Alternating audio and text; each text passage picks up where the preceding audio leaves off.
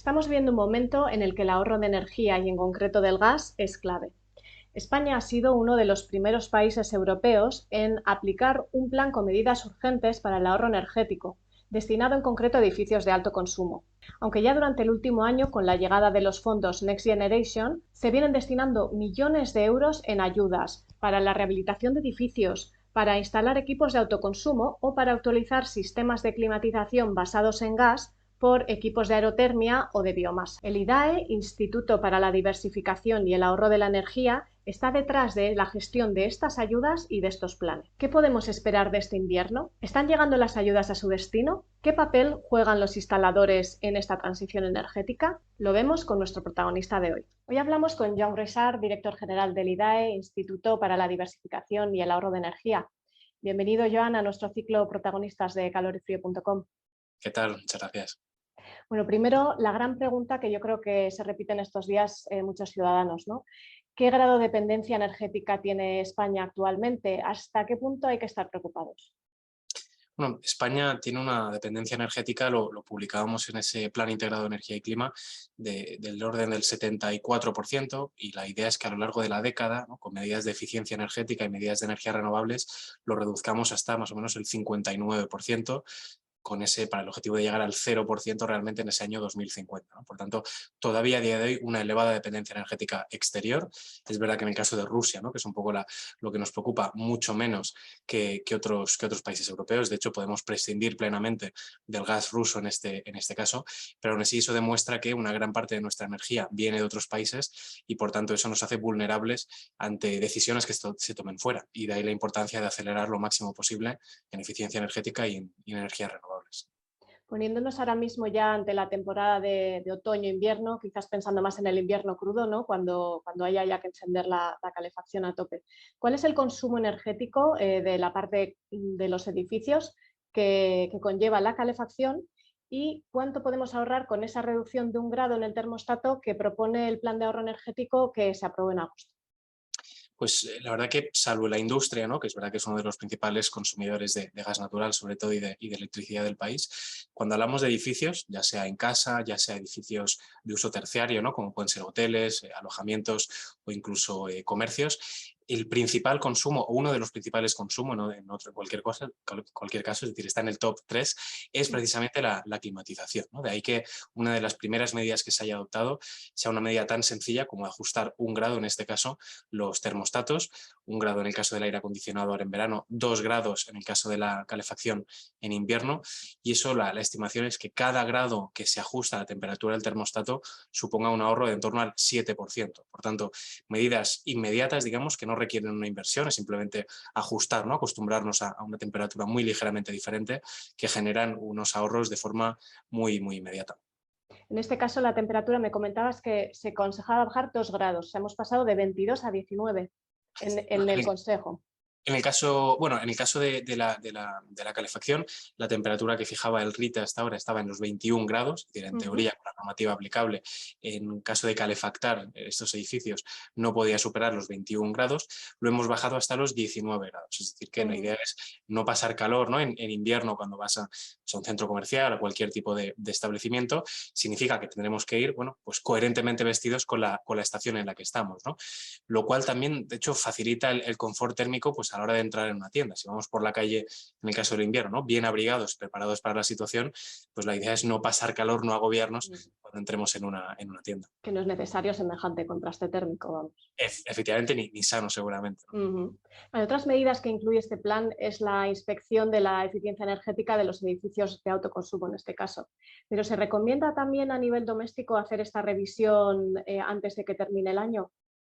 La verdad que siempre tener bien comprobadas las instalaciones, bien inspeccionadas y saber que están funcionando adecuadamente es una garantía doble. Es una garantía de seguridad, por una parte, y es una garantía también de eficiencia energética. O sea, es verdad que el propio RITE, el propio Reglamento de Instalaciones Térmicas, ya prevé, ¿no?, según la potencia de cada tipo de instalación, una frecuencia de inspecciones. lo que hemos hecho es efectivamente para determinados edificios, ¿no? A partir de 70 kilovatios de potencia, por tanto aquellos que funcionan, ¿no? que consumen más energía, una inspección obligatoria si la última no había sido en los últimos 2 años, es decir, incrementar esa frecuencia.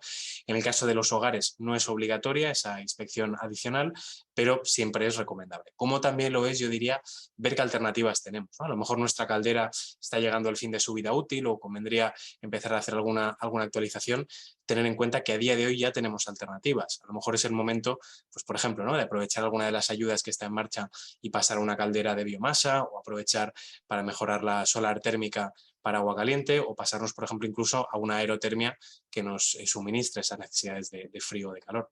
O sea, plantear cambiarnos, pasarnos del gas a la energía renovable que más esté en nuestra mano, ¿no? Efectivamente, y aprovechando ahora mismo, obviamente, que con los fondos europeos, ese famoso plan de recuperación, transformación y resiliencia, hay ayudas muy interesantes para hacer ese cambio. Entre los precios a los que está el gas natural que estamos importando ahora mismo y esas ayudas, en unos pocos años seguramente pueda amortizarse, pueda recuperarse esa inversión, y además tanto instaladores, ¿no? Empresas instaladoras como entidades bancarias, seguro que nos pueden ayudar, bueno, uno, a encontrar las mejores alternativas, y dos, incluso a financiar esa actuación para que lo podamos ir pagando con los ahorros que nos genera eso en la factura. Vale. Luego te voy a preguntar un poco para ver si me puedes hacer balance precisamente de estas ayudas que me estás comentando. Pero antes, una cuestión. ¿Crees que son conscientes los ciudadanos de la calificación energética de su vivienda? Primero, de qué significa esta calificación energética, y luego, qué podría suponer el mejorarla, ¿no? Pues, por ejemplo, haciendo un cambio de caldera o una actualización de ventanas, porque se habla mucho, estamos hablando mucho del gas, del consumo, de lo que es el aparato, pero una mejora del aislamiento de una vivienda también puede ser clave para disminuir ese consumo de energía, ¿verdad? Desde luego, yo creo que hay de todo, ¿no? Es verdad que ya hace unos años que obviamente la certificación energética de los edificios, bueno, de hecho es obligatoria, ¿no? En muchos casos, cuando tiene que haber un contrato nuevo de alquiler o un contrato de compraventa. Es verdad que, por desgracia, en muchos casos nos hemos encontrado que el usuario, el consumidor, lo ve como un papel más, un trámite más que tiene que hacer casi, pues antes de ir al notario, ¿no? A la hora de firmar una compraventa, o bueno, simplemente es un papel más que aparece que le ofrece la inmobiliaria a la hora de alquilar un piso.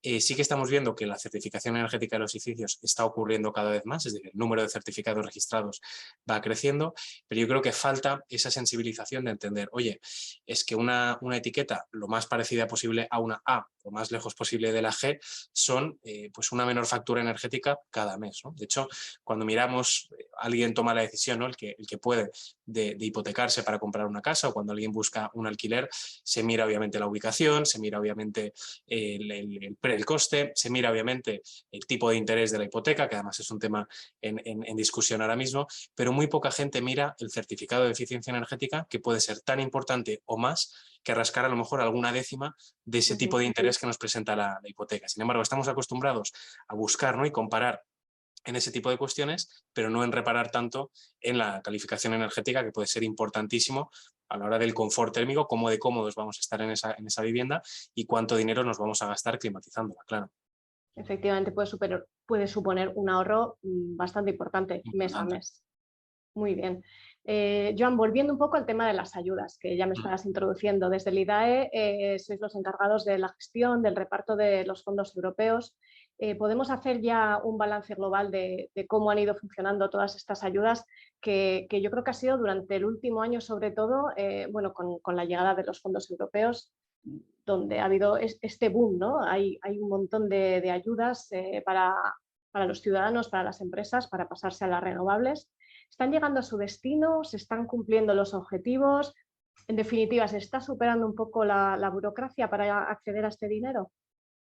Pues yo creo que de nuevo estamos viendo pues señales muy asimétricas, ¿no? En algunos casos yo creo que las ayudas están funcionando muy bien, sobre todo si pensamos en el autoconsumo. Yo creo que la parte de generación renovable eléctrica ha habido un clic social, ¿no? que ha permitido dar el salto, y la gente asocia que hay ayudas, asocia que la factura está cara y asocia que con el autoconsumo puede ahorrar, además, ¿no? de reducir emisiones. yo creo que estamos todavía pendientes, entre todos tenemos que conseguir que ese mismo cambio mental lo podamos hacer con la climatización.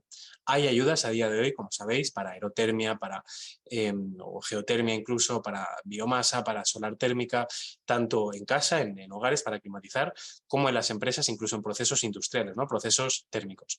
Y sin embargo, tanto las viviendas como las empresas todavía no terminan de saber o de entender o de terminar de creerse que pueden suministrar todas sus necesidades de calor y de frío con energías renovables. Y eso lo estamos viendo en las ayudas, ¿no? Está habiendo interés, por supuesto, cientos y cientos, miles y miles, de hecho, de peticiones, pero es verdad que no se está multiplicando tanto como lo han hecho otros ámbitos donde sí lo hemos conseguido. Por tanto, yo creo que aquí tenemos un trabajo importante, las administraciones, pero yo creo que también todo el sector, ¿no? Al final, colectivo tanto de distribuidores, instaladores, vendedores, clientes también, usuarios finales, para acabar de acostumbrarnos, ¿no? Acabar de saber que sí, a día de hoy la climatización renovable es una alternativa, probablemente en muchos casos es la alternativa más barata, más viable y además, como decía antes, ¿no? Ahora mismo hay ayudas para ello, o sea que aprovechémoslo. Quizá todavía falta ese conocimiento, ¿no? de salir de la caldera de gas, ¿no? Que hasta ahora ha sido una solución muy eficiente, pues al final ocupa poco espacio en las viviendas, pero falta hacer, como tú comentas, ese clic bueno, que la gente se informe, ¿no? sobre otro tipo de energías más renovables. Me has comentado, te iba a preguntar qué plan de ayudas está siendo precisamente más demandado. El autoconsumo, sin duda, ¿no? ¿Se está demandando más ayudas para la rehabilitación integral de edificios? Lo que es fachada, ¿no? Sí, lo que te comentaba antes, mejorar el aislamiento del edificio para ahorrar consumo. También estamos viendo, porque además en la cuestión de rehabilitación energética un poco más integral, las ayudas son múltiples, ¿no? Tenemos ayudas para la rehabilitación energética de edificios, hay desgravaciones fiscales a día de hoy, es decir, en el IRPF, en la declaración de la renta, nos podemos desgravar una parte de lo que dediquemos a rehabilitar nuestro edificio. El grueso de esas actuaciones las lideran los compañeros del antiguo Ministerio de Fomento, ¿no? El Ministerio de Transporte, Movilidad y Agenda Urbana, y nosotros desde el IDAE estamos liderando sobre todo actuaciones en municipios pequeños, es decir, actuaciones en municipios de menos de 5.000 habitantes, municipios de esa España rural, ¿no? Donde queremos reactivar la economía, queremos fijar población. Tenemos ahora mismo ayudas que pueden llegar incluso al 100% de la inversión necesaria y estamos viendo que está funcionando bastante bien, ¿no? Algunas comunidades autónomas donde tienen estos programas, las peticiones están superando varias veces la demanda inicial, con lo que estamos haciendo lo mismo que en todas las ayudas de plan de recuperación. Allí donde hay demanda, dedicamos recursos adicionales para que puedan seguir tirando, se puedan seguir presentando proyectos tranquilamente. Y como digo, estas ayudas de rehabilitación energética en municipios pequeños parece que están funcionando bastante bien. Se está superando un poco esa dificultad entre comunidades de vecinos para aprobar, ¿no? Que yo creo que es algo que cuesta un poco. Al final es un desembolso para comunidades, además que vosotros gestionáis precisamente eso, ¿no? Comunidades en zonas pequeñas, pues quizás con mayores dificultades económicas. Se está consiguiendo superar esa barrera, que la gente se lance ya a rehabilitar. Entendemos que cada vez más es un reto, más del 70% de los españoles, ¿no? Vivimos en bloques de pisos, en comunidades de propietarios, por tanto siempre es un reto, ¿no? Ponernos de acuerdo en cualquier cosa y más si requiere una inversión, pero yo creo que los precios de la energía y una sensibilización cada vez más fuerte, un trabajo también del colectivo de administradores de fincas, empresas muy cualificadas también, ¿no? Que hacen propuestas muy solventes, y lo que mejor funciona es el boca a oído, ¿no? Es decir, el ver que tus vecinos, que alguien más en el barrio, que alguien más en el pueblo lo ha hecho, le ha ido bien. No solo se ahorra energía, lo que estamos viendo es que lo que más cambia es el bienestar, ¿no? El sentirse tan cómodo en casa, incluso sin climatización, cuando tienes el edificio bien aislado, es lo que realmente hace que se haga ese cambio de chip. Todavía no estamos llegando a esos ritmos. Recordemos que partimos de rehabilitar 10 veces menos proporcionalmente viviendas que países de nuestro entorno, ¿no? Por tanto, tenemos que seguir incrementando ese ritmo, pero parece que sí, que poco a poco cada vez somos más conscientes y cada vez nos atrevemos a lanzarnos a la piscina, ¿no? de mejorar energéticamente nuestras viviendas. Hay un camino ahí por seguir. Desde Cambiando un luego. poco de tercio, quería hablar contigo un poco sobre biogás, ¿no? La nueva convocatoria de ayudas que además precisamente creo que se abre el día de hoy. ¿Qué papel van a jugar los gases renovables en la descarbonización del país? ¿Y qué puede suponer para nuestro entorno rural? Pues yo creo que es imprescindible, ¿no? Hay muchísimos consumos que podemos electrificar directamente y en el mix eléctrico, ¿no? Una parte importante y en crecimiento es ya renovable, por tanto la electrificación conlleva también una descarbonización, pero hay muchísimos usos donde o no es conveniente o no tiene sentido o no es eficiente electrificar. Hablamos de algunos usos de transporte, sobre todo transporte más pesado, hablamos de temperaturas más altas, ¿no? Determinados procesos industriales o en otros ámbitos donde lo que tiene sentido es a lo mejor utilizar directamente un gas renovable que pueda sustituir, pueda evitar, por ejemplo, el uso de gas natural. Y aquí es donde entendemos que entra tanto el biogás como el hidrógeno renovable.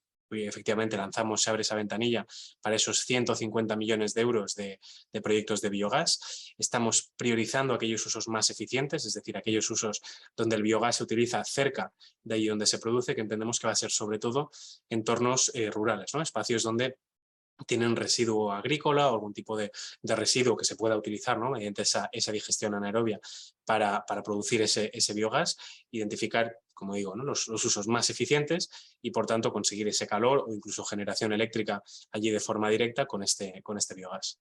Ahora mismo es una industria que está un poquito en despegue en nuestro país, ¿no? Entiendo, o sea, se están haciendo los cimientos de un sector que imagino que en nuestro país hasta dónde podría llegar.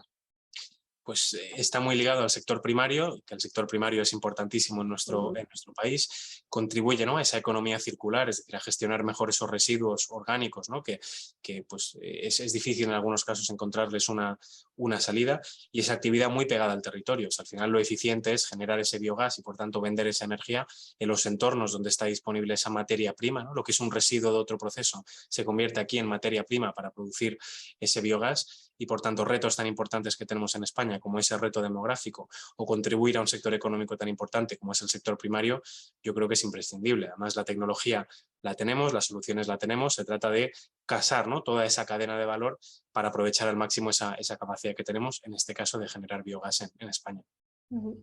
Por último, no queremos dejar pasar la oportunidad de hablar en nombre de la comunidad instalador, que es una campaña, un movimiento que nació un poco de calor y frío, pero está muy respaldado por todo el sector, cuyo objetivo es poner en valor la profesión de instalador. Me gustaría preguntaros desde el IDAE cómo valoráis el papel de la profesión, el papel del instalador dentro de toda esta transición energética. Bueno, yo creo que es absolutamente fundamental, ¿no? O sea, al final un instalador en sus distintas variables, ¿no? Y sus distintas especializaciones, al final es un técnico, es un especialista en su materia, en su tecnología, que al final es nuestra puerta de entrada como particulares, como viviendas, como empresas, pues en este caso a la climatización o a soluciones energéticas, ¿no? Para mí un instalador no solo es la persona que te da esa tranquilidad de que eso está bien hecho, ¿no? Y que no vas a tener ningún problema de seguridad, sino que es un asesor, es un consejero, es alguien que te avisa y te explica cómo puedes hacer las cosas mejor, qué alternativas tienes a tu servicio y que según tus necesidades y tu capacidad va a ser capaz de explicarte, ¿no? De ponerte a tu servicio, oye, pues tienes estas alternativas para mejorar. Yo creo que esa capilaridad, estar tan cerca del usuario final, esa parte muy humana es imprescindible, ¿no? La solución a la transición energética no es una cuestión puramente tecnológica, no es esta máquina o esta otra máquina, es que todos, cada uno en casa, cada uno en su empresa, pueda entender, ¿no? Qué es lo que hay que hacer, qué es lo que puedo hacer. No todos podemos ser especialistas energéticos, no tendría sentido, pero el contar con alguien tan cercano que pueda ser esa puerta al conocimiento, ese prescriptor de las soluciones de transición energética, creemos que es fundamental, y yo creo que el colectivo de los instaladores en sistemas de climatización, en sistemas de calor y frío, como en ámbitos como pueden ser el eléctrico también, creemos que son absolutamente imprescindibles para esta transición.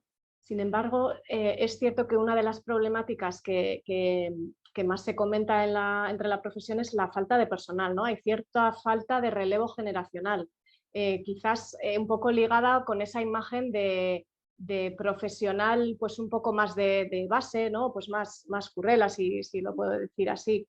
¿Creéis que puede ser un problema para hacer realidad todos los planes? Porque claro, hay mucho objetivo, ¿no? De actualizar muchas instalaciones, quizás no haya tanto personal especializado justo para llevar a cabo este plan de transición energética.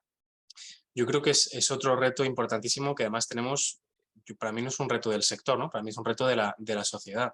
Por desgracia, en España, históricamente, ¿no? O en algunos segmentos, a lo mejor de la población, afortunadamente no todos, por desgracia, ¿no?